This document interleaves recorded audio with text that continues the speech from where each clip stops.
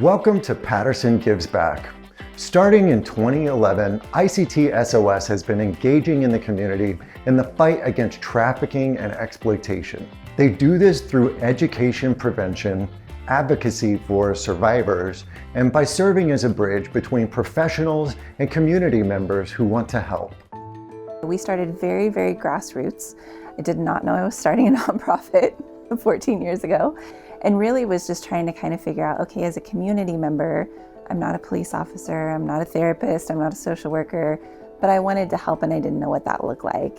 And at that point in time, we had some really great professional work that was being done, but there wasn't really anything to leverage somebody like me. And so we started very gradually, very grassroots, meeting in a coffee shop downtown, and we would bring in different folks every month to talk about their piece of the puzzle. So one month it might be a detective, the next month it might be a nurse or somebody from the foster agencies, and really just trying to learn, what does this look like in our community and how can we leverage community members to support the really great work that's being done professionally. And then it just kind of snowballed. So we just got a little bigger, and now here we are. We do prevention education in the schools. So we have a curriculum that we created in partnership with some of our direct service partners as well, that we take into middle schools and high schools.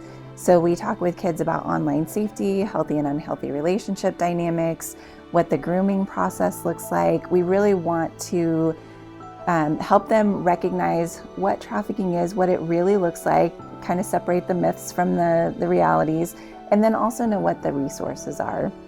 We know a lot of times they're going to go to each other first with things, and so we wanted them to know how to help their peers. And then we also provide advocacy services and therapy for survivors of trafficking and exploitation that are 18 and over. We work with the Child Advocacy Center for our kiddos, and then we kind of step in once people are adults. And we do a lot of training and education in the community as well. A lot of organizations that are serving clients directly are grant funded, which is great, but a lot of times those grants are very restrictive. We've been really intentional in setting up how we're funded and how we're supported so that we have that balance of having a little bit more flexibility. And so it's not uncommon for another organization to call us and say, hey, we've got a client that we're working with that we've got X, Y, and Z in place, but we're missing this next little piece. Could you help with that?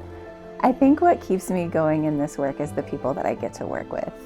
We see some really difficult things. We walk with people through some really tough situations, but I feel like I also have a front row seat to some of the best people in our community.